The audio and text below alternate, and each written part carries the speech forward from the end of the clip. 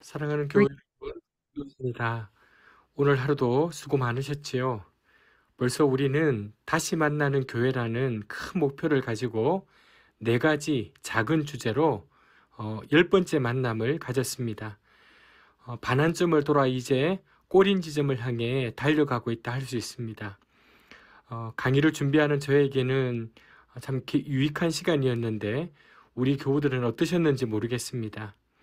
이제 우리는 세 가지 작은 주제만을 남겨놓고 있습니다. 마지막까지 저와 함께 꼭 완주하셨으면 좋겠습니다. 동행, 현재는 선물이다라는 이 다섯 번째 주제를 가지고 오늘과 다음 주 이렇게 2주간 살펴보도록 하겠습니다. 마태복음 1장은 성자 하나님이신 예수의 탄생을 예고하며 그분의 두 이름을 소개하고 있습니다. 그 두 이름은 예수와 임마누엘입니다. 그런데 이 두 이름의 강조점이 좀 차이가 있습니다. 마태복음 1장 21절에 나오는 예수라는 이름을 통해서는 바로 우리를 위해 구원을 베푸시는 하나님, 곧 우리를 위한 하나님을 강조합니다. 두 번째로 마태복음 1장 23절에 나오는 임마누엘이라는 이름을 통해서는 우리와 함께 하시는 하나님을 강조합니다. 이 예수와 임마누엘의 이 의미는 구원의 두 가지 면을 압축적으로 우리에게 보여줍니다. 여러분, 물에 빠진 사람이 자신의 머리를 스스로 잡아당겨 건져낼 수는 없지 않겠습니까? 반드시 외부의 누군가의 도움이 필요합니다. 우리 스스로는 우리 자신을 죄의 구렁텅이에서 빠져나올 수 없는데 바로 우리 밖에서 우리를 위해 그 죄의 구렁텅이에서 건져내어 구원을 베풀어 주신 분이 바로 하나님이십니다. 또한 구원은 하나님이 우리와 함께 하신다는 측면에서도 볼 수 있습니다. 여러분, 복음의 핵심은 하나님이 그리스도를 통해 우리를 위하여 하신 일이 복음의 핵심입니다. 그러나 그것이 전부는 아닙니다. 하나님이 우리를 위해 일하셨다. 그래서 우리는 천국에 간다. 라는 정도만 알고 있으면 구원 이후의 삶의 의미를 찾기가 쉽지 않습니다. 구원 이후의 삶은 이제 우리도 하나님을 위해서 살아야 된다. 구원받은 사람으로서 선하게 살아야 된다라는 의무감을 강조하는 정도에 머물게 됩니다. 신앙과 윤리가 연결되지 않고 단절되는 현상이 생깁니다. 이 문제를 고민하면서 만약 누군가가 아직 우리의 구원이 확정된 게 아니니까 제대로 살아야 된다라고 구원의 미래성을 강화해서 겁을 주는 방식으로 윤리를 강화하려는 것은 잘못된 방법입니다. 왜냐하면 우리 인간은 바로 오늘을 사는 존재이기 때문입니다. 바로 이 전체가 우리를 위하시는 하나님의 측면에만 묶여 있는 사고라고 할 수 있습니다. 여러분, 구원의 진면목은 God with us, 곧 하나님이 우리와 함께 하신다는 것을 포괄할 때 온전하게 회복될 수 있습니다. 현재의 삶을 제대로 사는 것이 중요하다면 우리는 구원의 현재성을 더욱 강조해야 합니다. 성경은 우리 미래의 구원을 확실하게 말씀하실 뿐만 아니라 장차 우리를 구원하실 하나님이 지금 현재의 우리 삶에도 우리 일상에도 함께 하심을 확실하게 말씀하고 있습니다. 하나님이 가장 기뻐하는 것은 우리와 함께 하는 것입니다.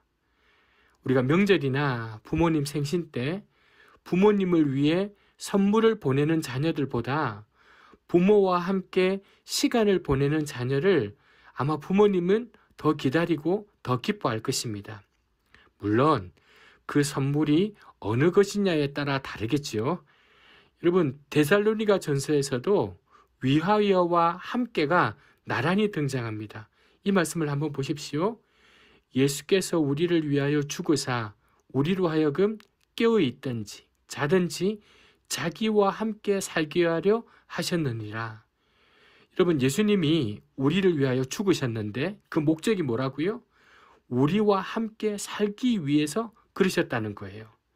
여기 깨어 있든지 자든지라는 것은 중의적인 표현인데 한 단어나 문장이 두 가지 이상의 뜻으로 해석될 수 있을 때 우리는 그것을 중의적 표현이라 그러거든요. 여러분, 여기 깨어 있든지 자든지는 밤낮으로 언제라는 뜻도 있지만 죽든지 살든지라는 의미도 있습니다. 여러분, 성경과 유대 전통에서는 죽다를 자다로 표현하는 것이 일반적입니다. 우리 예수님도 죽어 있는 사람을 잔다라고 표현하지 않았습니까? 이 이중 표현에서 바로 그 기독교 신앙의 두 핵심이 만납니다. 자, 예수님이 우리를 위하여 죽으셨기 때문에 우리가 죽어도 천국 간다는 내세 지향의 신앙과 지금 이 땅의 삶에서 하나님과 언제나 함께 한다는 일상의 삶이 한 표현 안에서 만나는 것입니다.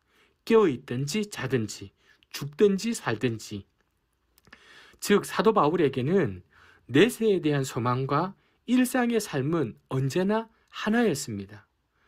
우리가 앞에서 교회의 두 본질인 사귐과 전도를 설명할 때 살펴보았던 요한일서 1장 4절의 이 말씀을 오늘 표현에 적용해 보면 선교는, 전도는 우리를 위하시는 하나님이고 사귐은 우리와 함께 하시는 하나님이라고 표현할 수 있습니다. 여러분, 마가복음 3장에는 예수님께서 제자들을 부르시는 장면이 나옵니다. 여러분, 여기서 예수님이 제자들을 부르신 첫 번째 목적도 자기와 함께 있게 하기 위해서라고 되어 있습니다. 제자의 부르심 중에 전도와 하나님 나라를 증언하는 사역도 중요하지만 무엇보다 중요한 것은 예수님과 함께하는 삶입니다. 여러분, 예수님과 함께하는 삶이 사실은 제자 훈련의 전부라고 해도 과언이 아닙니다. 하나님 나라를 향한 열정도 윤리적인 삶도 예수님과 함께하는 삶에서 나오게 됩니다. 우리가 하나님을 위해서 무언가 대단한 일을 하는 것보다 매일 평범한 우리의 일상을 하나님과 함께 살아가는 것이 중요합니다. 하나님과 함께 살지 않은 채 하나님을 위해 사는 것은 불가능합니다. 꼭 기억하십시오. 하나님과 함께 살지 않은 채 하나님을 위해 사는 것은 불가능합니다. 하나님과 함께하는 삶을 통해 우리는 기쁨을 누리고 하나님이 원하시는 삶을 살아갈 힘을 얻습니다. 여러분, 우리가 하나님을 위하는 가장 좋은 방법 역시 하나님을 위해 우리의 시간을 내는 것입니다. 재작년에 개봉한 영화 천문을 혹시 보셨습니까? 이 영화 천문은 세종대왕과 노비 출신 과학자 장영실의 우정을 담은 이야기입니다. 세종은 장영실이 조선의 절기를 알아낸 것을 크게 기뻐하면서 장영실에게 원하는 바를 묻습니다. 그때 장영실이 이렇게 대답합니다. 제 소원은 항상 전하 곁에 있는 것입니다. 라고 하자 이 세종이 껄껄 웃으면서 그건 네가 나에게 주는 상 같구나라고 화답합니다. 두 사람의 마음이 통했다는 점에서 그들의 신분 여하를 막론하고 그들은 행복한 사람입니다. 참다운 우정의 기쁨을 모르는 사람은 이걸 이해할 수 없을 것입니다. 예수님은 우리를 친구라고 하셨습니다. 친구는 사업을 논하거나 정보를 얻거나 하는 어떤 목적이 없어도 함께 있는 것 자체로 기뻐하는 사이 아니겠습니까? 하나님은 우리와 함께하는 것을 기뻐하십니다. 톨스토이의 소설 중에 세 가지 질문이라는 소설이 있습니다. 이 소설은 한 왕이 세상의 진리를 찾기 위해 스승을 찾아 세 가지 질문에 관한 해답을 찾기 위한 여정을 담은 작품입니다. 이 왕이 가졌던 세 가지 질문은 다음과 같습니다. 세상에서 가장 중요한 순간은 언제이고, 세상에서 가장 중요한 사람은 누구이며, 세상에서 가장 중요한 일은 무엇인가? 이 질문에 대한 답을 얻기 위해서 왕은 한 지혜자를 찾아가지만 그 지혜자는 왕에게 어떠한 대답도 해주지 않습니다. 실망감을 안고 자신의 성으로 돌아가려는데 그 지혜자의 집 앞에 큰 나무들이 쌓여 있는 것을 보게 됩니다. 이 장작을 패야 이 연로하신 분이 겨울을 나실 수 있는데 그 마음에 그래서 이 왕은 팔을 걷어붙이고 이 남겨진 지혜자를 위해서 장작을 패기 시작합니다. 온몸이 땀에 흠뻑 젖을 정도로 열심히 장작을 패고 나서 이제 성으로 돌아가려고 하는데 저쪽에서 칼에 베인 한 사람이 쩔뚝거리며 걸어옵니다. 왕은 다친 그를 외면할 수 없어서 간단히 치료해주고 그는 성으로 향하게 됩니다. 나중에 왕은 자신이 치료해준 사람이 사실은 왕인 자신을 시해하려 했던 자객이었다는 것을 알게 됩니다. 그리고 왕이 그 지혜자의 집에서 장작을 패며 시간을 지체하는 바람에 길이 엇갈려서 그 자객은 왕을 암살할 기회를 놓쳐버렸고요. 왕의 군사들에게 상처를 입고 그 지혜자의 집으로 피신했던 것임을 왕은 뒤늦게 알게 됩니다. 그러니까 왕은 결국 자신을 죽이려고 했던 사람을 치료해 준 것입니다. 이제 시간이 지나서 왕을 다시 만난 지혜자가 왕에게 전에 던졌던 질문에 답을 해주게 됩니다. 이렇게 답을 합니다. 세상에서 가장 중요한 순간은 바로 지금이고 또한 가장 중요한 사람은 지금 당신과 함께하는 사람이며 그리고 가장 중요한 일은 함께 있는 그 사람에게 선을 행하는 것이다 라고 말합니다. 예수님께서는 우리에게 아직 다가오지 않은 내일 일로 염려하지 말라고 하셨습니다. 여러분, 우리가 염려하는 일의 대부분은 미리 염려해봐야 소용없는 일입니다. 다가오지 않은 내일에 대한 염려는 우리로 하여금 바로 오늘을 충만하게 살지 못하도록 만듭니다. 그날, 그 순간에 집중해야 할 일이 있고 그 순간에만 느낄 수 있는 기쁨과 아름다움이 있습니다. 어떤 사람은 직장에 출근해서 가정 일을 걱정하고요. 또 집에 와서 가족과 함께 있을 때는 직장 일을 걱정합니다. 직장 때문에 집에서 짜증을 내고 집안 걱정 때문에 직장 가서는 일을 제대로 못하니까 인생이 헛바퀴처럼 돕니다. 가족이 아무리 소중해도 일할 때는 일에 집중할 수 있어야 합니다. 가족들과 함께 있을 때는 직장이나 사업 가운데 큰 일을 앞두고 있더라도 그 일에 압도당하지 말고 가족들과 함께 밥을 먹고 가족들의 이야기에 귀 기울여 줄 수 있다면 그 사람은 바로 지금 행복한 사람입니다. 그래서 우리에게 행복한 날이 있다고 한다면 그것은 바로 평범한 하루하루입니다. 여러분, 우리 모두 너나 할 것 없이 1년 가까운 시간 지속되고 있는 이 코로나 상황에서 깨닫게 되는 중요한 한 가지가 무엇입니까? 바로 코로나19 이전에는 몰랐던 일상의 눈부신 소중함을 깨닫게 된 것 아닙니까?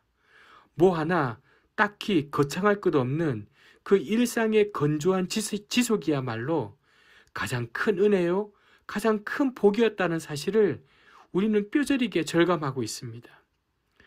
그래서 이 유예된 일상의 소중함이 만약 우리에게 다시금 찾아온다면 다시는 그 일상을 등한히 여기지 않아야겠다고 우리가 다 다짐하고 있는 것 아닙니까? 우리 모두는 소소한 행복에 대한 감각이 많이 무디어져 있습니다. 여러분, 교회에서도요, 교회에서 하는 간증들을 듣게 되면 대부분 다 강한 스토리, 극적인 스토리입니다. 그런데 이런 강한 스토리, 극적인 스토리에 많이 노출되어 있는 사람은 하나님을 그런 스토리 안에서만 찾으려는 경향을 가지게 됩니다. 우리가 먹는 음식도 너무 강한 양념에 익숙해지면 담백하고 정갈한 음식에는 반응을 잘 못합니다. 매운맛, 짠맛에 중독된 사람은 진짜 맛있는 것을 잘 못 느낍니다. 우리의 신앙의 입맛이 그렇게 되어가고 있는지도 모르겠습니다. 물론 하나님께서 우리에게 사업의 성공을 주시기도 하고요. 난치병 환자를 고쳐주시기도 하지만 그런 극적인 일을 통해서만 하나님의 일하심을 찾으려 한다면 얼마 지나지 않아 우리의 신앙생활은 우리의 영혼은 빈곤해질 수밖에 없습니다. 지금은 자리에서 내려와서 은퇴했지만 구글의 최고 경영자였던 에릭 슈미트는 2009년 펜실베니아 대학교 졸업식에서 이런 말을 했습니다. 컴퓨터와 휴대전화도 끄십시오. 그러면 주위에 사람들이 있다는 것을 발견하게 될 것입니다. 첫 발을 떼는 손자, 손녀의 손을 잡아주는 것보다 더 소중한 것은 이 세상에 없습니다. 여러분, IT 업계의 선두주자가 바로 이런 말을 했다는 것이 참으로 아이러니합니다. 자신의 인생에서 이룬 그 어떤 큰 업적이나 화려한 성취도 손자, 손녀의 손을 잡아주는 기쁨과 바꿀 수 없다는 고백입니다.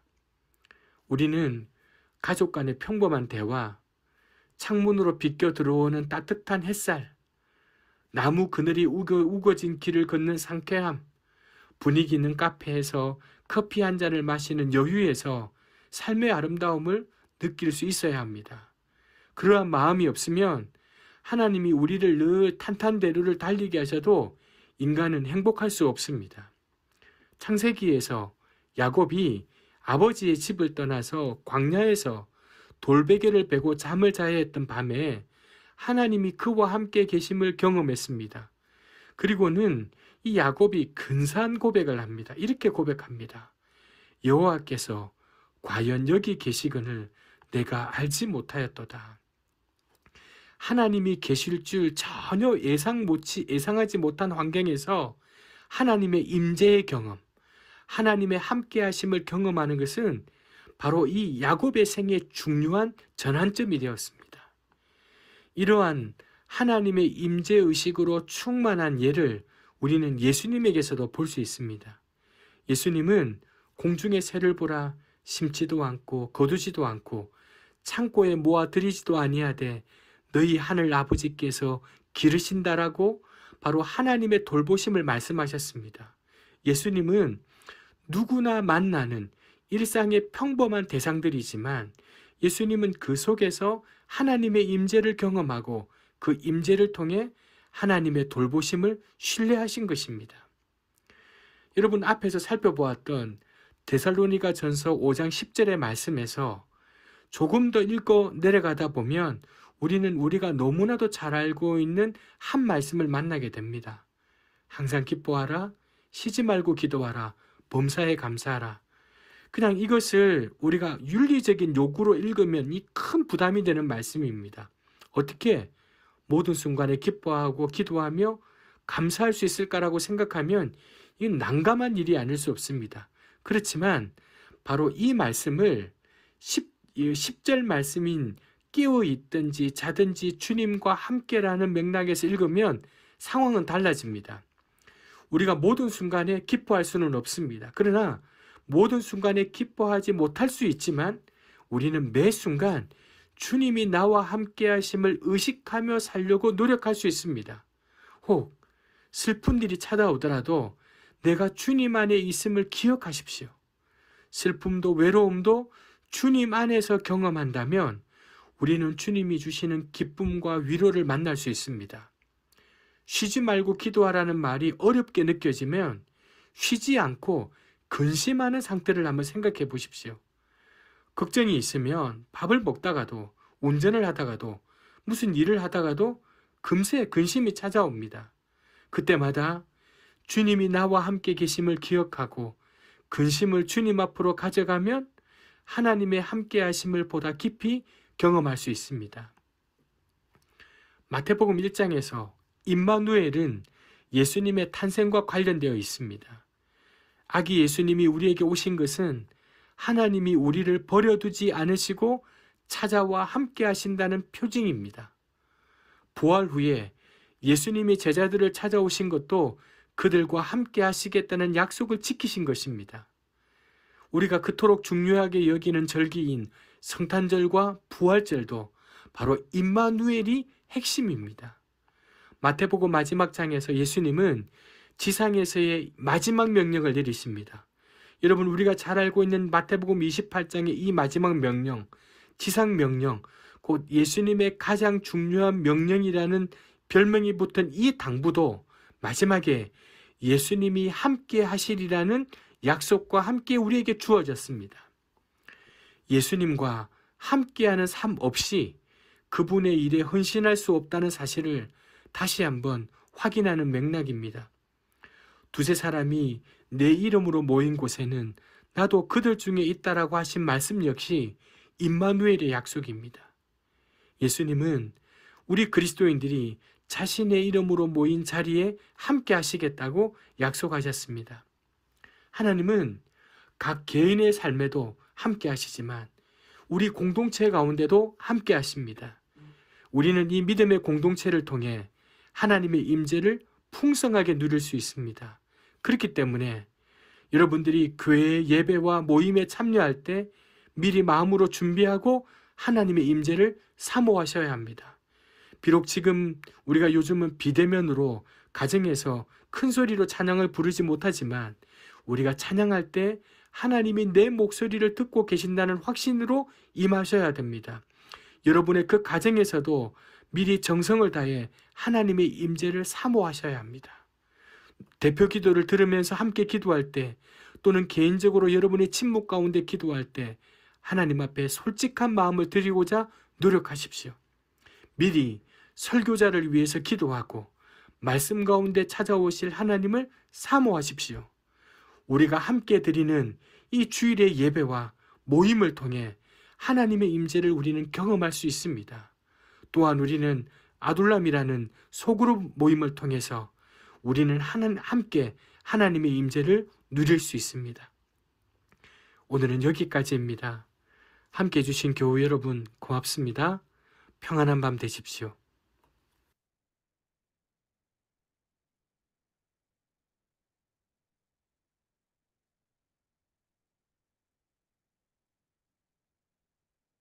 음, 잘 들으셨어요? 예, 어, 좀 들으신 거 가지고 서로 좀 이렇게 소감도 이야기하고 잠시 나눔의 시간을 가지면 좋겠습니다. 오늘은 거기 두 개를 뒤에 또 하나 그 동행 파트 2도 오늘 맞아 듣고 오늘 그 두 개로 이제 오늘 모임을 할 건데 먼저 방금 들으신 거에 대해서 좀 이미 잘 알고 있는 내용이지만 다시 한번 우리를 잘 일깨워주는 이제 아주 귀한 말씀인데 우리 굿모닝님 한번 조금 먼저 말문을 떼주시면 감사하겠습니다. 저 오늘 조금 이따가 나중에 할게요. 아, 예. 예. 준비하겠습니다.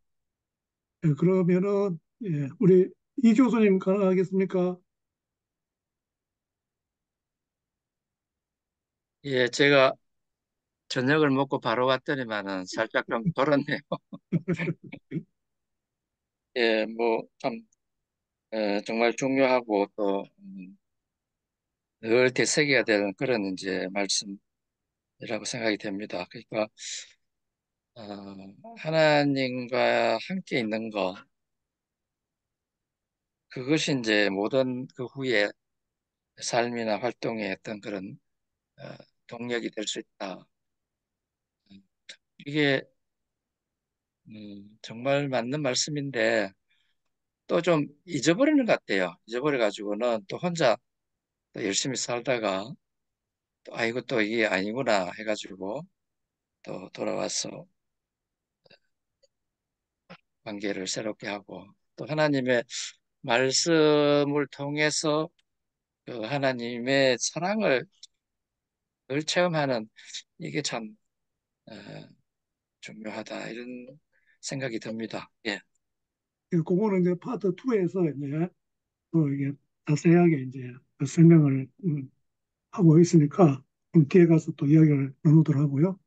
우리 손 권사님 한마디 좀 해 주실 수 있겠습니까? 우리 힘들면은 우리 정직이님, 김무실 집사님. 예. 예, 예. 오늘 말씀 중에서 우리 마음에 와닿는 말씀이 임마누엘의 하나님. 매일매일 평범한 삶 속에서 하나님을 묵상하면서 살아가는 그게 가장 소소한 행복이고 큰 행복이다 하는 말씀이 우리 마음에 와닿았습니다. 예. 이상입니다. 예. 또 우리 그레이스님 한마디 해줄 수 있겠습니까? 좀 우리가 시어하는 것도 섬기는 거니까 좀 이야기를 할 수 있는 분은 좀 해주시면 좋겠는데, 베베님은 어때요?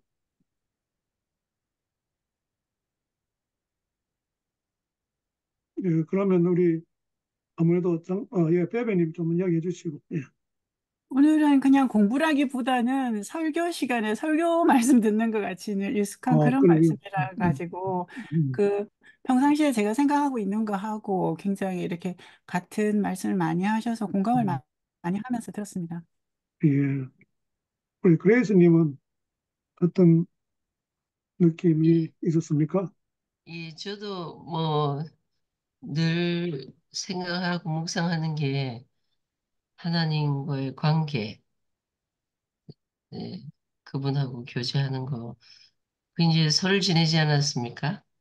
예, 그러니까 이제 애들이 오고 가고 하룻밤만 자고 가가 이번에 얼마나 그 같이 하고 이런 것들이 아쉬웠는지 제가 이제 다음 주 토요일 날 다시 한번 애들 집에 가려고까지 한 게 같이 하는 것, 어, 그런 거 생각을 했기 때문에 그랬던 것 같아요.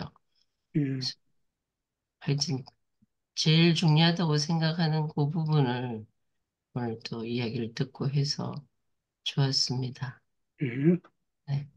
자, 우리 장 장로님, 굿모닝님 한 번 더 좀 정리가 됐으면.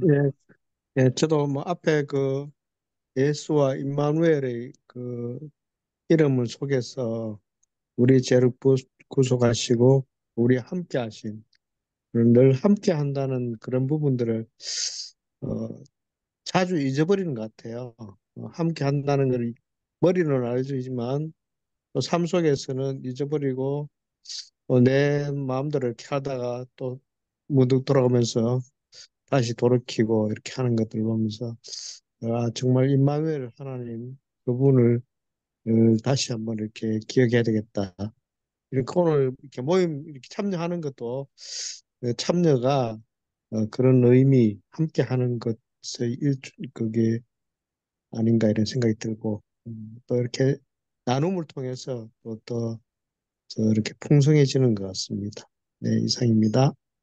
예, 어, 저도 이제 이 강의를 이제 뭐 한두 번 이렇게 들으면서 생각드는 게 뭐냐면, 우리가 보통 이렇게 놓치기 쉬운 그런 그 성경적 진리가 너무나 우리 그 가까이 있다. 그리고 우리가 많이 좀 깊이 생각하지 못하고 있다. 이런 좀 이렇게 생각을 좀 하게 되었어요. 이런 걸 우리가 잘 모르고 있었다 이건 아닌데 지금 여기서는 이제 그 프레젠트 해가지고 그 현재 그다음에 그것이 이제 동행 라고 함께함 이런 식으로 연결해가지고 좀 이야기를 하고 있잖아요.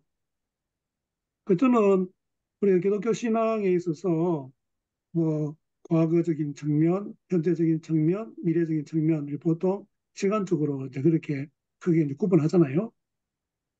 그런데 사실 우리가 그 이제 미래적인 어떤 그런 측면에서 우리의 믿음을 생각하는 그런 경향이 아주 강하지 않나. 그러니까 현재 내가 살고 있는 이 시간, 이 현 장소, 이게 참 우리에 있어서 너무너무 중요한데 그걸 별로 중요하게 생각하지 않고 앞으로 어떻게 기대를 한다든지 소망한다든지 그 물론 너무나 중요한데 그런 신앙의 요소이긴 하지만 그래서 이 현재라고 하는 것 자체가 우리의 일상하고 너무 맞물려 있다. 이런 것을 많이 또 이제 생각하게 되거든요. 그래서 제가 사실 이런 모임을 이렇게 기획하면서 좀 이렇게 강조를 하고 싶은 측면이 뭐냐면은 오늘 이야기한 이런 측면이에요. 그러니까 일상에서의 어떤 영성, 거기에서 하나님이 함께 하시고 하나님이 역사하시고 동행하고 하는 이런 것을 우리가 풍성하게 누려가는 거. 그래서 결국은 우리를 구원하신 거 앞에 다 이제 설명 나왔지만은 우리와 함께 하시기 위해서 이제 우리를 구원하신 하나님이 뭐 외로워서 뭐 그런 건 아니잖아요. 그런데 우리에게 더 풍성한 삶을 허락해 주시고 그런 것을 누리도록 그렇게 해 주시는데 그래 아까 이제 그 표현 가운데 죽어서 천국 간다 뭐 이런 데 표현했잖아요. 그런데 사실은 죽어서 천국 간다고 하는 말이 맞는 말이냐? 한번 생각해 보세요. 그게 나중에 어 그게 우리 늘 죽으면 천국 간다는데 지금 여기서 천국을 누리면서 살아가는 그건데 죽어서 그러면 지금은 천국이 아니고 그럼 죽어서 천국을 가느냐? 이건 상당히 좀 신앙적으로 좀 우리가 따져봐야 될 또 중요한 그 주제 가운데 하나이긴 합니다. 그러면은 뭐 죽어서 뭐 어디 가노? 이렇게 할 수 이제 있겠죠. 그런 거는 우리가 앞으로 좀 더 깊이 또 이렇게 공부를 하면서 그 어떤 의미 이런 것도 좀 생각하고 그러면 참 좋을 것 같아요. 그러니까 우리가 자꾸 이제 죽어서 천국 간다 자꾸 이렇게 하니까 이게 지금 이 땅에서 어떤 삶 이거는 별로 중요하지 않은 듯한 이런 의식들 그런 생각들이 많이 있는 것 같아요. 그리고 아까 이제 이야기 가운데 뭐 강한 스토리, 예? 또뭐 아주 극적이고 뭐 이런 그 옛날에 보면은 이제 간증할 때 그런 감정이 없는 사람은 또 신앙 별로 없는 것 같은 이런 또 분위기도 있기도 하고 아까 뭐 음식 비유해 가지고 다 설명을 잘 하고 있잖아요. 그런데 그거는 이제 우리 어떤 일상이라고 하는 그 삶, 특히 이제 현재 어떤 삶 이거에 대한 중요성 어떤 그런 것을 많이 우리가 이제 모르고 있다든지 아니면 알고 있어도 자꾸 이제 잊어먹는 것이 아닌가 하는 그런 또 생각도 해보게 됩니다. 그 길게 하면 또 하나의 또 설교가 될 것 같아서 또 더 이야기 하실 분이 있으면 좀 이야기도 해주시면 좋을 것 같아요. 이 교수님 이제 조금 소화가 돼서 더 한마디 할 수 있겠습니까? 아니요, 아까 얘기를 했는데요. 새로운 거는 없습니다. 새로운 건 음, 없는데, 음, 아까 이제 초반에 얘기인데, 이게 좀 와닿는 것 같아요. 우리가 이제 구원 경험을 한 후에 뭔가 내가 그 하나님을 위해서 뭔가 해야 된다. 또 음, 어떤 선행을 해야 된다라고 하는 그런 의무감, 그거로 해서는 안 된다. 정말 깊이 동행 어, 하다 보면은 그런 삶이 이제 나오게 된다. 이게 참 후자가 맞는 말씀인데 보통은 좀 그 강한 의무감을 느끼는 것 같아요. 우리가 이제 뭐 좋은 의미도 있겠죠. 사명감이라든가 이런 것도 있지만은 그게 어떻게 보면은 좀 너무 자기 의지적으로 나가는 그런 것이라서 그게 얼마 안 가면 바로 한계에 부딪히는 점도 있는 것 같습니다. 그래서 그 하나님과의 관계에서 깊이 에, 저- 저 깊게 경험하고 누리는 그런 게 참 하구나 이걸 다시 한번 깨닫습니다. 예, 아주 예리한 그 지적을 이제 하셨는데 그 사실 너무너무 이제 중요한 이야기죠. 예, 사실 뭐 우리 한국 교회 뭐 문제를 이야기하려고 하면 참 너무너무 많이 있습니다.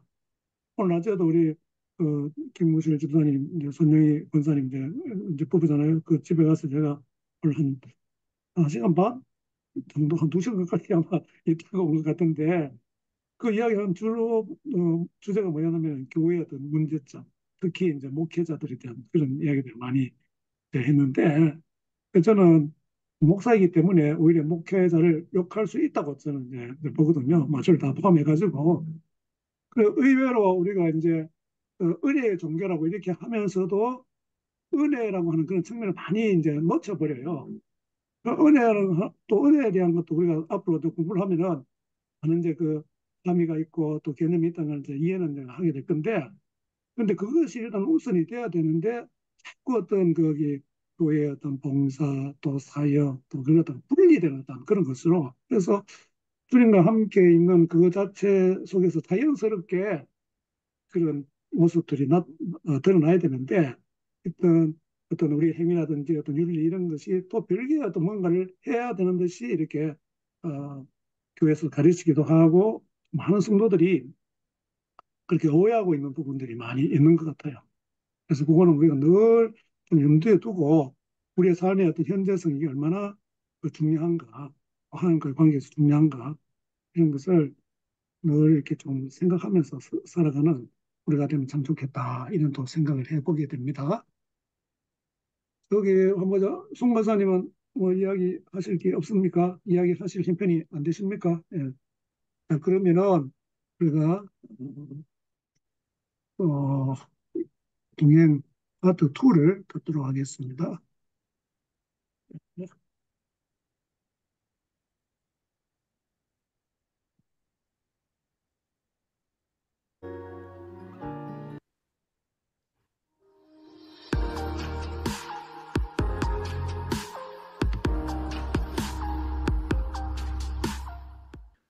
사랑하는 교회 여러분 반갑습니다. 오늘 하루도 수고 많으셨습니다. 오늘은 지난주에 다시 만나는 교회 5번째 주제인 동행, 현재는 선물이다. 우리 첫 번째 내용을 살펴보았습니다. 한번 간단하게 정리해 볼까요? 복음의 핵심은 하나님께서 그리스도를 통해 우리를 위하여 하신 일입니다. 그러나 그것이 전부는 아닙니다. 구원의 진면목은 우리를 위하시는 하나님이 지금 우리와 함께 하신다는 것을 포괄하고 있습니다. 죽어서 천당 가는 것이 구원의 한 부분이기는 하지만 이 땅에서 현재의 삶을 그리스도인답게 제대로 사는 것이 중요하다면 우리는 구원의 현재성을 더욱 강조해야 합니다. 그래서 우리가 하나님을 위해서 무언가 대단한 일을 하는 것보다 매일 평범한 일상의 삶을 하나님과 함께 살아가는 것이 중요합니다. 하나님과 함께하는 삶을 통해 기쁨을 누리고 하나님이 원하시는 삶을 살아갈 힘을 얻게 됩니다. 하나님께서는 우리 각 개인의 삶에도 함께 하시지만 공동체 가운데도 함께 하십니다. 우리는 믿음의 공동체를 통해 그리고 함께 드리는 예배, 소그룹 등을 통해서 하나님의 함께 하심, 하나님의 임재를 풍성하게 누릴 수 있습니다. 자, 오늘은 동행, 현재는 선물이다라는 주제의 두 번째 시간입니다. 공동체 안에서 하나님의 임재를 누리는 것과 개인의 삶에서 하나님의 임재 안에 거하는 것은 언제나 상호 보완적입니다. 그래서 우리가 주일 예배를 비롯해서 공동체가 함께 모여 드리는 이 예배의 은혜를 잘 간직하면서 평일 일상의 예배를 계속 이어가야 합니다. 현대사회는 매우 분주해서 우리에게 이 일상의 예배를 이어갈 수 있는 조용한 시간을 좀처럼 허락하지 않습니다. 파스칼은 인간의 모든 불행은 조용한 방에 앉아 휴식할 줄 모르는 데서 온다라고 했습니다. 그래서 우리가 신앙생활을 하면서 행복해지려면 또 그리스도인답게 살려면 정기적으로 일상의 예배, 경건의 시간을 가지셔야 합니다. 시간을 충분히 가질 수 있는 분들은 그분들대로 또 그렇지 못한 분들은 또 그분들대로 시간이 허락하는 대로 그러한 시간을 가지기 위해 애쓰셔야 합니다. 언제나 하나님과 동행하기 위해서 특별히 하나님과 함께하는 시간을 떼어놓는 것이 필요합니다. 경건의 시간은 성경을 공부하는 시간도 아니고 나만의 시간도 아닙니다. 우리가 그 경건의 시간을 큐티라고 하는데 그 말이 의미하는 바와 같이 조용하고 내밀한 시간과 장소에서 말씀과 기도로 하나님과 함께하는 시간이 필요합니다. 그 시간은 하나님과 만나 소통하는 시간입니다. 우리 교회에서는 그 시간을 말씀 묵상이라고 하는데 여러분 우리가 외국어를 배울 때 4가지 영역, 곧 말하기, 듣기, 읽기, 쓰기를 중심으로 익히듯이 바로 이 경건의 시간, 말씀 묵상도 이 네 가지로 구성되어 있다고 볼 수 있습니다.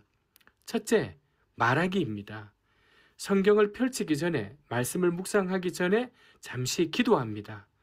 말씀 묵상은 성경의 문자 자체를 공부하는 것이 아니라 그 문자를 통해 말씀하시는 하나님을 기대하는 것이기 때문에 먼저 하나님께 짧게라도 함께 해달라고 부탁드리는 것입니다. 내 눈을 열어서 주의 율법에서 놀라운 것을 보게 하소서와 같은 이 말씀은 말씀 묵상을 시작하는 좋은 기도입니다. 어린 사무엘이 하나님의 부름을 받고 드렸던 말씀하옵소서 주의 종이 듣겠나이다라고 하는 이 구절도 우리가 말씀을 묵상할 때 혹은 설교를 들을 때 우리의 기도로 삼아도 좋은 본문입니다. 두 번째, 읽기입니다. 성경을 천천히 읽습니다. 아무렇게나 본문을 정해서 읽기보다는 일정한 읽기표가 있으면 좋고요. 그 다음에 묵상 교재를 활용하는 것도 좋습니다. 우리 교회는 성서 유니온에서 나오는 매일 성경을 가지고 함께 말씀 묵상을 하고 있습니다. 우리가 지금 함께 읽는 성경은 개역 개정 성경이라고 하는데 쉽게 번역한다고는 했지만 여전히 좀 어렵습니다. 그래서 새 번역 등 성경의 다른 번역을 비교하여 읽으셔도 좋습니다. 영어 성경을 함께 읽어보는 것도 괜찮습니다. 읽을 때는 눈에 띄는 단어나 어구에 집중해 보아도 좋고요. 전체 맥락에서 무슨 내용을 말하는지 생각해 보아도 좋습니다. 그렇게 하다 보면 자연스럽게 묵상으로 이어지게 됩니다. 세 번째는 듣기입니다. 소가 음식을 먹고 되새김질 하듯 말씀을 묵상합니다. 하나님이 내게 주시는 음성에 귀 기울인다는 의미에서 귀한 시간이지만 여러분 이 말씀을 묵상할 때 기계적으로 적용점을 꼭 이끌어내야 된다는 부담을 가질 필요는 없습니다.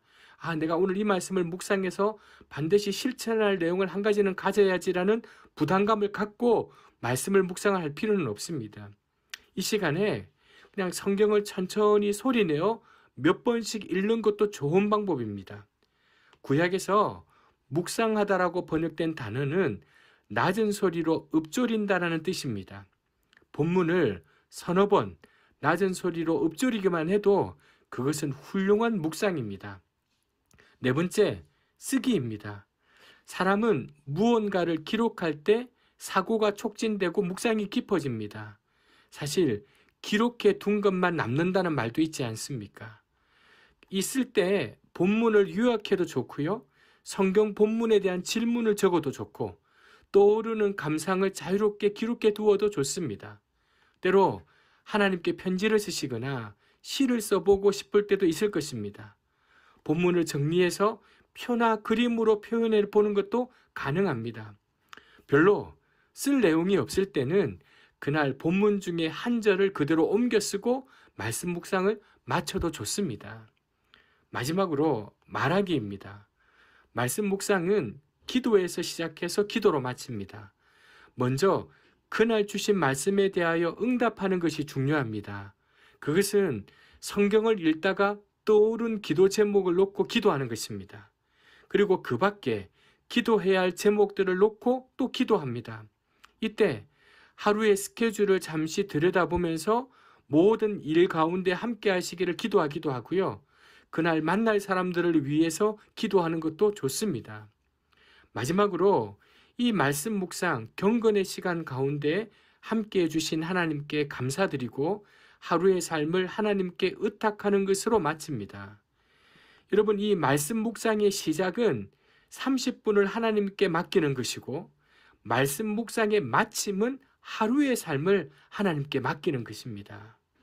말하기, 읽기, 듣기, 쓰기, 또 마지막 말하기의 이 순서를 말씀드렸지만 이것은 기본 원칙이고 실제로는 이 순서가 뒤섞여서 진행될 수도 있습니다. 쓰다가 다시 읽고요. 기도하면서 또 읽고 쓰게 될 수도 있습니다. 자유롭게 하셔도 됩니다. 그러나 처음 시작할 때는 어느 정도는 이 기본적인 틀에 익숙해지는 것이 필요합니다. 처음 만난 두 사람이 갑자기 친해질 수 없듯이 말씀 묵상에 익숙해지기까지는 어느 정도 시간과 노력이 필요합니다. 여러분, 우리가 작년에 한 구절 묵상을 함께 한 적이 있는데, 그렇게 말씀 묵상을 하면서 마음에 와닿았던 한마디의 말씀을 포스트잇에 기록해두고 눈에 잘 보이는 곳에 붙여서 하루 종일 틈날 때마다 묵상하는 것도 좋습니다. 평안을 너희에게 주노라 라는 이 말씀이 만약에 마음에 와닿았다면 하루 종일 그 말씀을 마음에 품고 틈날 때마다 떠올려 보는 것입니다. 그러면 하나님의 인도하심 가운데 생생한 은혜를 누릴 수 있습니다. 교우 여러분, 우리의 하루는 언제 시작될까요? 잠에서 깰 때부터일까요? 출근해서 일을 시작할 때부터일까요? 남편과 아이들이 직장과 학교를 나간 뒤 우리가 혼자 있을 때부터가 시작일까요? 여러분, 24시간의 하루는 자정 0시에 시작된다고도 할 수 있습니다. 사실 이 하루의 시작이라는 시점이 자명한 것이 아니라 문화에 따라 다릅니다. 여러분, 우리 창세기에는 저녁이 되고 아침이 되니 이는 첫째 날이니라고 되어 있습니다. 유대인들의 안식일은 토요일이라고 알려져 있지 않습니까? 정확하게 말하면 금요일 해가 지는 시각부터 토요일 해가 지는 시각까지입니다. 즉 구약의 하루는 저녁부터 저녁까지입니다. 이 사실은 우리에게 무엇을 말해줄까요? 메시지의 저자인 유진 피터스는 이런 말을 했습니다. 밤이 하루의 시작이라는 사실은 우리 삶이 우리 자신에게 달려있지 않음을 상기시켜준다. 우리는 잠자리에 들지만 하나님은 밤에도 일하신다. 그래서 우리는 염려하거나 쫓길 필요가 없다. 우리는 아침에 일어나서 그분이 이미 시작하신 일에 동참하기만 하면 되는 것이다. 하루가 저녁에 시작한다는 이 시각은 우리를 겸손하게 할 뿐만 아니라 모든 것이 하나님의 손에 달려있다는 것을 우리에게 가르쳐 줍니다. 시편 3편은 다윗이 그의 아들 압살롬의 쿠데타를 피해서 도망갈 때 지은 시입니다. 여러분, 아들 압살롬이 자신의 목에 칼을 겨누고 있고 지금까지 자신을 향해 충성을 다하겠다고 왕이 최고라고 고백했던 신하들마저 등을 돌린 상황입니다. 가만 보면 우리 인생에도 이와 비슷한 때가 있습니다. 믿었더니 가장 가까운 이로부터 배신을 당하고 버림을 받고 하루아침에 경제적으로 힘든 위기를 맞이하고 때로는 갑자기 건강에 이상이 생기고 이런 등등의 일들, 여러분, 그런 일들이 우리 앞에 놓였을 때 우리는 과연 잠을 제대로 잘 수 있을까요? 그런데 이 시편 3편의 다윗의 고백을 한번 보십시오. 여호와여, 나의 대적이 어찌 그리 많은지요? 일어나 나를 치는 자가 많으니이다. 그런데 내가 누워 자고 깨었으니 여호와께서 나를 붙드심이로다. 여러분, 이 시편의 고백을 할 때에 다윗의 상황과 형편을 안다면 우리는 이 고백을 잘 이해하지 못할 수 있습니다. 아니, 어떻게 그런 상황에서도 잠이 올까? 그런데 우리는 경험적으로 압니다. 사실 정말 그러한 인생의 위기의 상황이 되면 잠이라도 잘 자야 합니다. 목으로 밥을 넘기기가 힘들지만 그래도 꾸역꾸역 먹어야 합니다. 왜입니까? 그래야 그 상황을 극복할 힘을 얻게 되고 다음날 제대로 그 어려운 상황을 극복할 대책을 마련할 수 있기 때문입니다. 믿음의 사람 다윗의 위대함은 바로 그러한 상황에서도 잠을 잘 수 있었다는 점입니다. 예수님도 풍랑 한가운데서 주무셨습니다. 여러분, 성경이 이 대목을 굳이 기록하고 있는 이유가 분명히 있을 거예요. 다윗이 이 시를 쓰면서 굳이 내가 누워 자고 깨어 있다는 말을 왜 했을까요? 여러분, 잠자리에 들 때는 근심이 가득해도 주님께 맡기고 자고 일어날 때 하나님이 새로운 소망, 현실에 맞설 힘을 주실 것을 다윗은 알았기 때문입니다.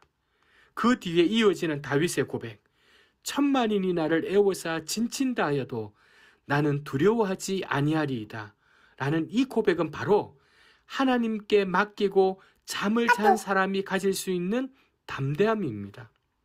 하루가 저녁에 시작한다는 이 통찰을 우리 삶에 적용해 보면 우리는 멋진 하루를 위해서는 저녁 시간을 잘 보내야 됩니다.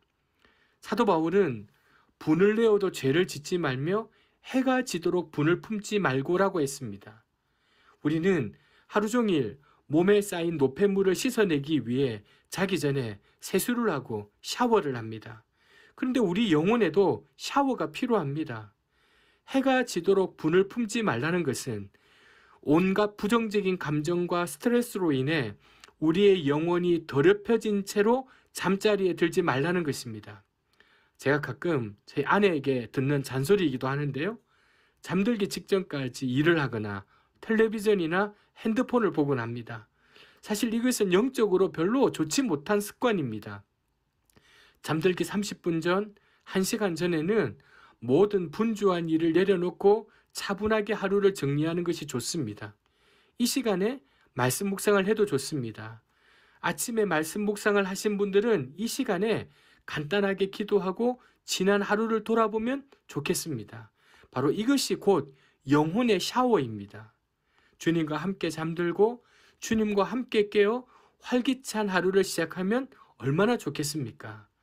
저녁에 내 삶을 주님께 맡기고 잠자리에 드는 습관이 몸에 익으면 우리 마음도 점점 평안을 누릴 수 있습니다. 아침을 맞는 자세도 달라질 수 있습니다. 다윗이 반역자들과의 결전을 앞둔 날 이렇게 고백하며 담대하게 시작했던 것처럼 우리도 하루를 즐거워하며 시작할 수 있습니다. 여러분, 성경에서 가장 비통한 마음을 안고 기록한 책은 단연 나라의 멸망을 애통해하며 기록한 예레미야 애가입니다. 그 애가 중간에 이런 구절이 나옵니다. 여호와의 인자와 긍휼이 무궁하심으로 우리가 진멸되지 아니함이니이다. 이것들이 아침마다 새로우니 주의 성실하심이 큽니다.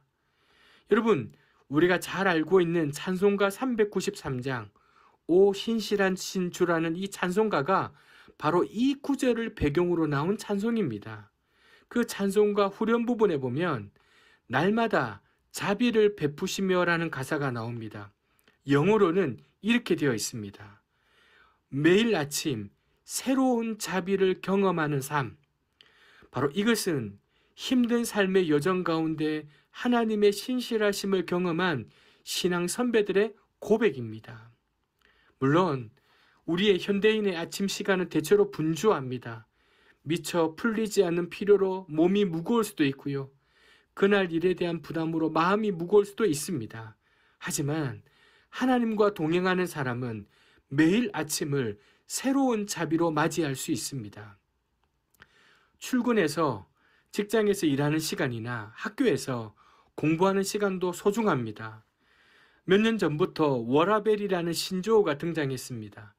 너무 일에만 몰두하거나 직장에서의 성공을 좀 쫓지 말고 일과 개인의 삶 사이에 균형을 찾자는 좋은 의도가 담겨 있습니다. 그러나 이 말이 담고 있는 세계관에는 좀 문제가 있어 보입니다. 여러분, 워라벨이 말하는 균형이란 이 도표와 같습니다. 여기서 말하는 삶이란 우리 생활에서 직장에 가서 일하는 시간을 뺀 부분을 말합니다. 여기에는 직장 생활은 어차피 고달프고 불만족스러울 수밖에 없으니 퇴근 후에 혹은 주말이나 휴가를 통해서 이 여가 생활을 통해 보상받자는 생각이 전제되어 있습니다. 그런데 이런 세계관보다 우리는 좀 더 깊은 이해를 가질 필요가 있습니다. 몰입의 즐거움이라는 책을 내고 몰입이라는 이 활동을 단어화시킨 심리학자 미하이 칙센트미하이는 사람들이 언제 행복을 느끼는지에 대해서 방대한 연구를 했던 사람입니다. 그 결과 여가는 인간을 즐겁게 하고 일은 인간을 힘들게 한다는 그 고정관념이 잘못되었음을 이 칙센트미하이가 밝혀냈습니다. 여가 활동 중에도 어느 정도 에너지를 들여 집중해야 하는 그 활동이 인간의 행복도를 증진시키는가 하면 시간이 가는 줄도 모르고 집중해서 우리가 일을 할 때 인간은 굉장한 행복감을 느낀다는 것입니다. 외과 의사가 수술을 하거나 상담가가 내담자를 앞에 놓고 피가 마르는 상담을 하면서 혹은 우리가 친구들과 대화를 나눌 때나 엄마가 아기와 놀 때 이런 경험을 하는 경우가 많다고 합니다. 그 순간에는 자신이 행복한지 의식하지 못할 수도 있지만 이러한 경험들이 우리의 삶을 풍요롭게 가꾸어 준다는 것입니다. 이 칙센트 미아이는 삶이 고조되는 순간에 물 흐르듯 행동이 자연스럽게 이루어지는 느낌을 몰입이라 불렀습니다. 그는 운동선수, 예술가, 종교인 등이 각각 서로 다른 활동을 하면서 몰입 상태에 도달하지만 그들이 그 순간의 경험을 묘사하는 방법은 놀라우리만큼 비슷하다고 말합니다. 이런 칙센트 미아이의 연구는 여가는 즐거움, 일은 괴로움이라는 기존의 고정관념을 무너뜨린 연구라고 할 수 있습니다.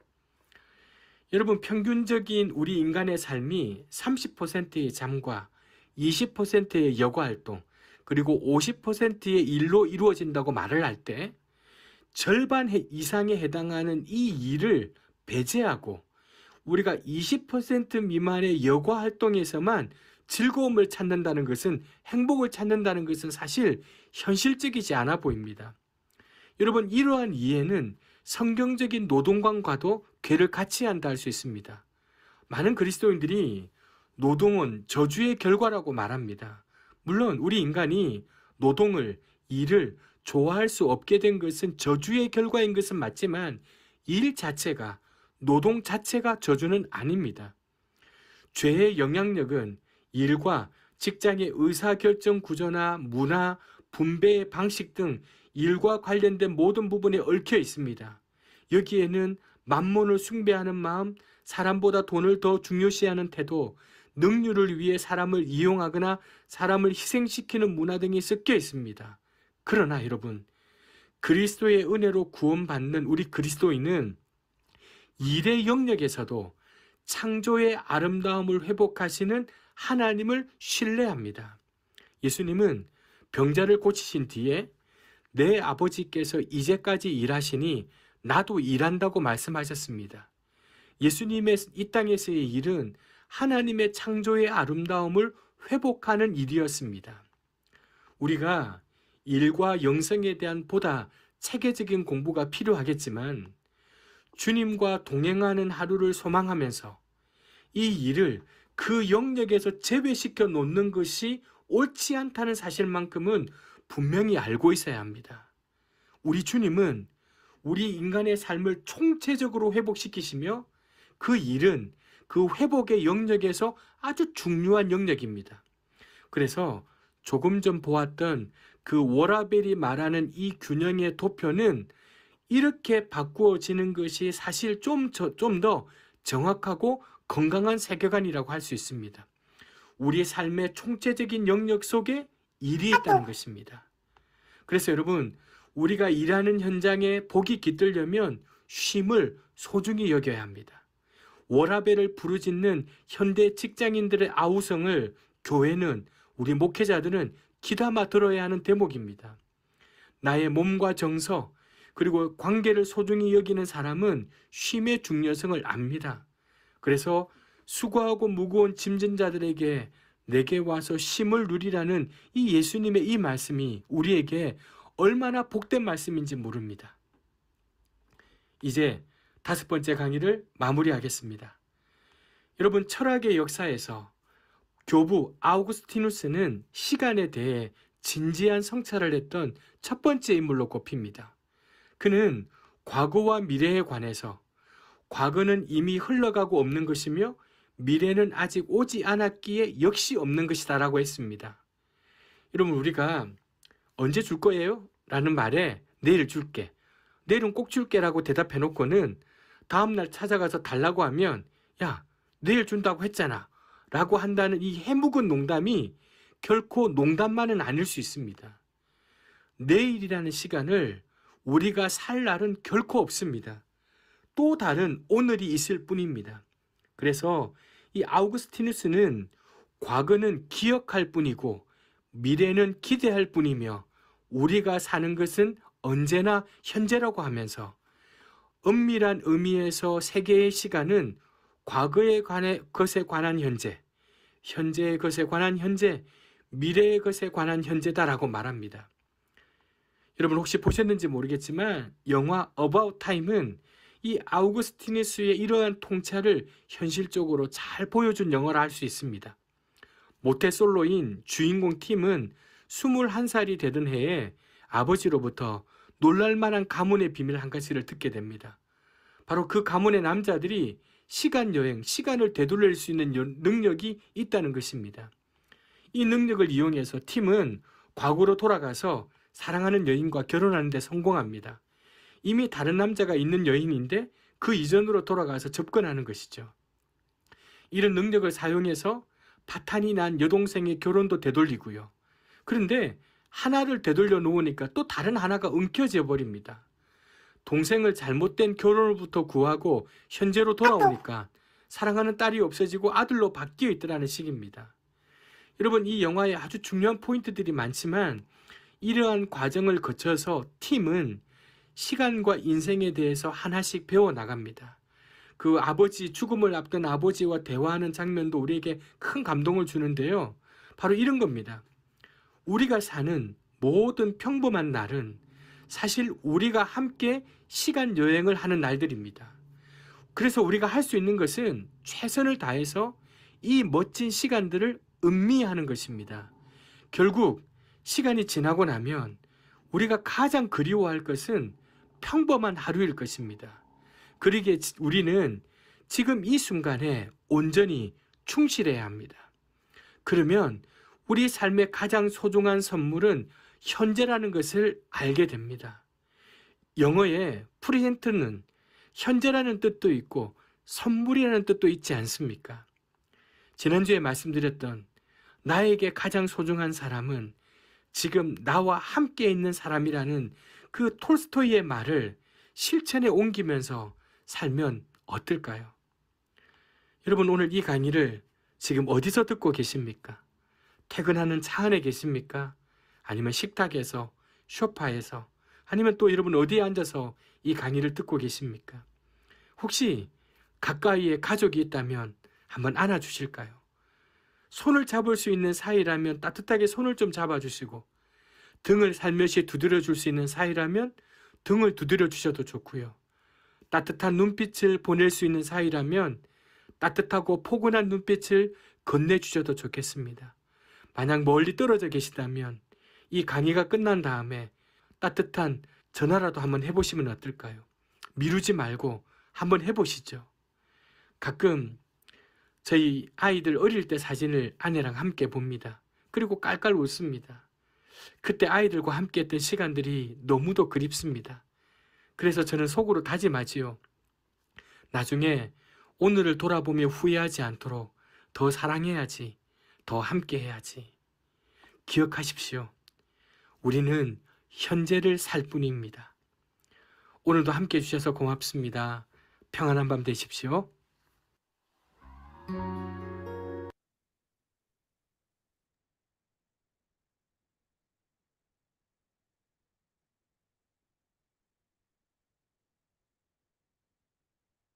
예, 잘 들으셨어요? 예. 조금 이렇게 뭐 철학적인 어떤 그런 또 내용이 많이 이제 들어있을 수도 있고, 우리가 많이 이제 놓치고 있는 이런 부분들을 갖다가 많이 짚어준 것 같습니다. 어, 지금 들은 내용에 대해서 또 다른 느낌이 있으실 것 같은데 간단하게라도 좀 이야기를 해주시면 좋을 것 같아요. 어, 그럼 마이크를 켜놓은 우리 장 장로님부터 한번 이야기를 해주실까요? 네. 아주 중요한 게, 음, 이야기들을 많이 해주신 것 같아요. 그 하나님과 동행하기 위해서 매일 말씀을 잘 묵상하고, 이렇게, 음, 하루가 이렇게 아침이 아니라 밤부터 시작돼서 밤의 중요성, 그리고 또 몰입, 어떤 그 삶에 몰입하는 것, 그리고 현재를 또 잘 살아야 된다. 굉장히 많은 다양한 주제지만 일관되게 현재의 삶에 대해서 충실해라 하는 것들을 이렇게 보면서 제 삶에서 이렇게 적용해 보자면 저도 이렇게 이번 연휴에 계속 쉬어 보니까 정말 뭐 쉬는 것도 좋지만 이제 일을 안 하고 계속 쉰다면 내가 어떻게 할까 이런 생각이 들더라고요. 그래서 참 일도 참 중요하구나. 그리고 또 일과 휴식 이런 걸 균형이 좀 필요하다 이런 생각도 들게 되고 또 우리 강사님 이야기한 대로 저녁에 저도 이렇게 뭐 TV를 좀 오래 본다든지 뭐 이렇게 뭐 휴대폰을 오래 본다든지 이런 습관이 있는데 그래서 그런 부분들에 대해서 좀 이렇게 마무리할 때 하나님을 다시 묵상하고 기도의 시간을 다시 가져야 되겠구나 그런 이렇게 생각을 해보았습니다. 네, 이상입니다. 예, 감사합니다. 그리고 같이 사는 우리 베베님, 예, 우리 남편이 이야기하는 걸 잘 들었는데 거의 예, 그대로 말 안 소통. 하려고 그랬는데 교수님 꼭 시키셔가지고 말하고 차례 넘기려고요.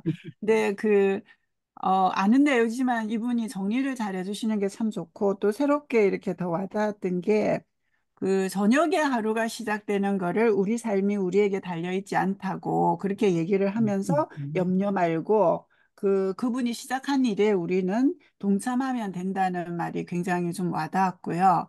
그리고 또 우리가 지난번에 욥기 공부할 때도 했지만 황금보다 소금보다 지금이 더 소중하다 그랬는데 그보다 더 좋은 게 우리는 늙음이 더 좋은 거 아니겠습니까? 늙으니까 이렇게 또 공부할 시간도 생기고 또 교수님하고 자주 뵐 수 있는 시간도 생기고 그래서 늙음도 지금도 좋지만 늙음도 좋다는 생각을 한 번 더 했습니다. 이상입니다. 우리 그레이스님은 한마디 할 수 있겠습니까? 음, 준비가 안 됐으면은 우리 뭐 어쩔 수 없어서 사람이 별로 없어가지고 우리 이 교수님이 또 한마디 해주셔야 되겠습니다. 예, 가장 중요한 시간이 현재고, 또 가장 중요한 사람이 현재 옆에 있는 사람, 앞에 있는 사람, 어, 또, 그 사람에게 선한 일을 하는 게 가장 중요한 일이다. 아, 이거 참, 집사람한테 잘해라는 그런 말 같아요.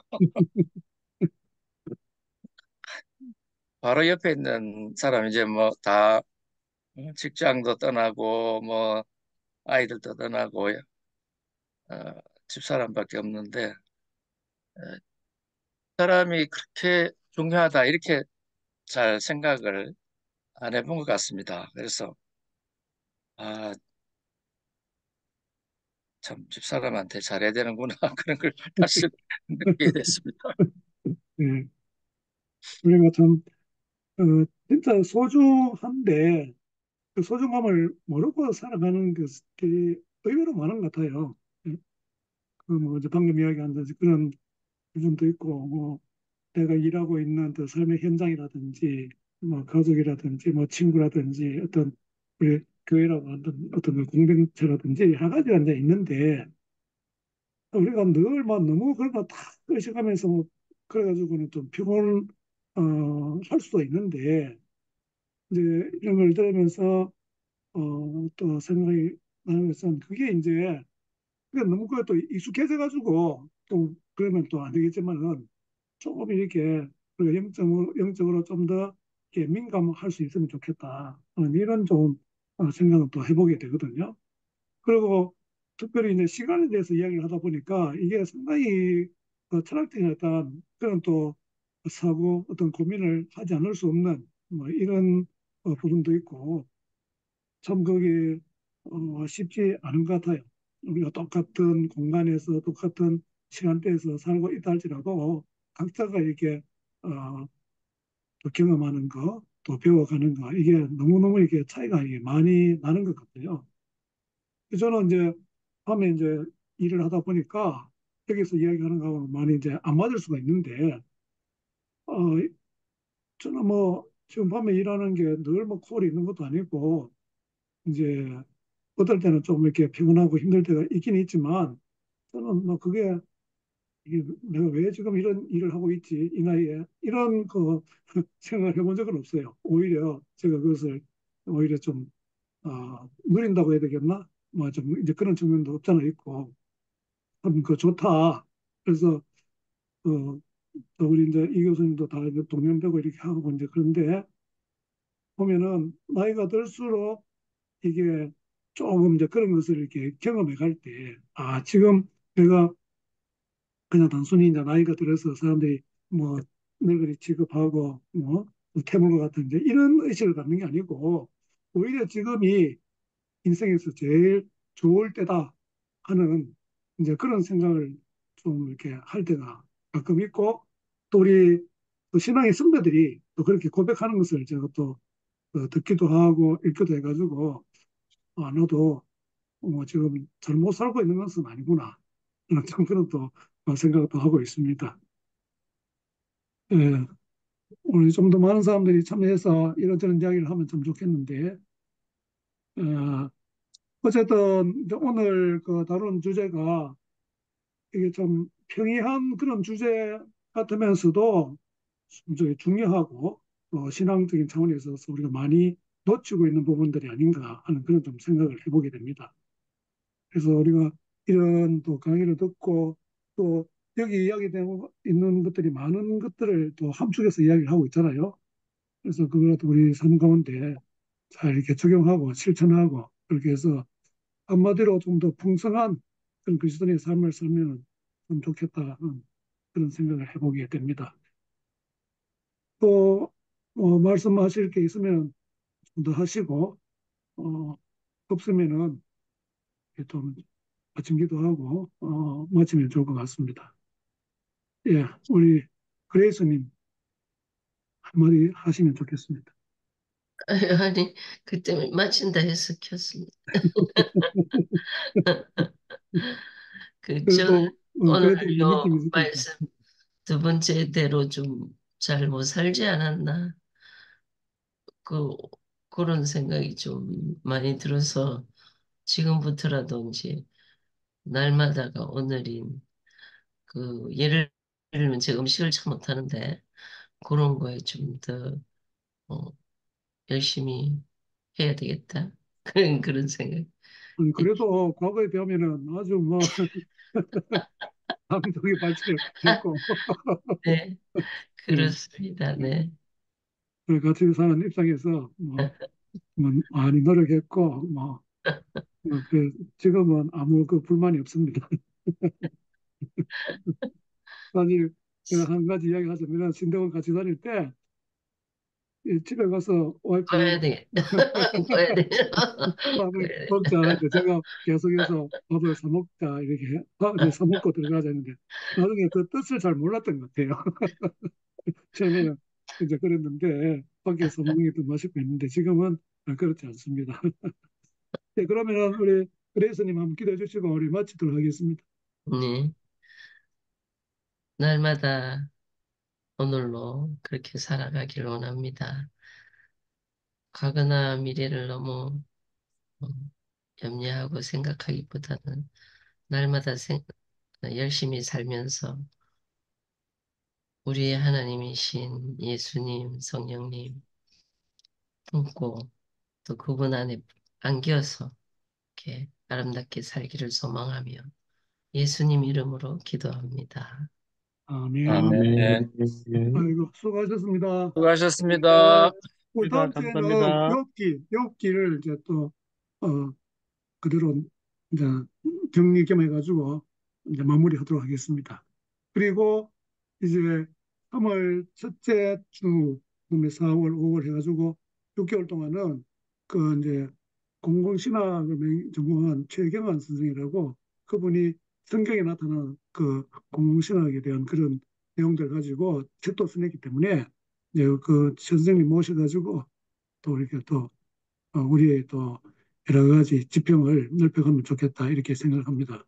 예, 오늘 잘 쉬시고 내일 또 주일 예배 은혜 가운데 보내시기 바랍니다. 예, 수고하셨습니다. 네, 감사합니다. 예.